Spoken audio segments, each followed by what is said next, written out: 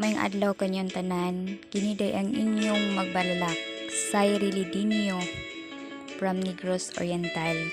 Karon na ako'y hatagan og kinabuhi nga usa ka pinadala nga balak sa tungusod nga higala usab nga si Sir Ariel Surila from Cebu City sa iyang balak naguluhan, tawahanon nga kaugmaon.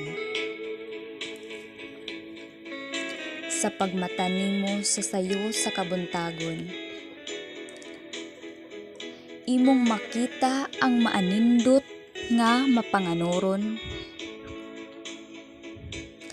unta imong mapanglantawan ang kaugmaon nga dunay kalampusan, sinubay sa imong mga ginikanan,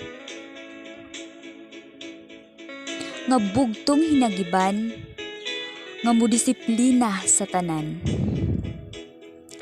tali sa kalisud ug kalisdanan, mura sila og kabaw nga turo sa ilang anak mo paluyo,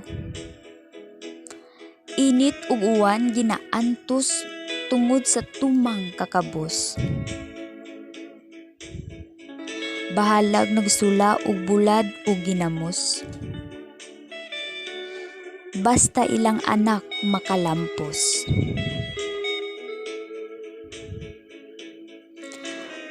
Mangayag ug balas sa kasapaan, mahait nga bato ilang ginatumban, ang importante ug tumong ilang anak makakaton, maglakaw sa kadalanan, mga tugsaw sa kalapukan. Dili ipanumbaling ang importante dunay ikabilin. Edukasyon mao'y bugtong hinagiban nga dili makawat sa uban. Bisag moabot ang dakong hagit sa kinabuhi, ayaw gayud pagdumili.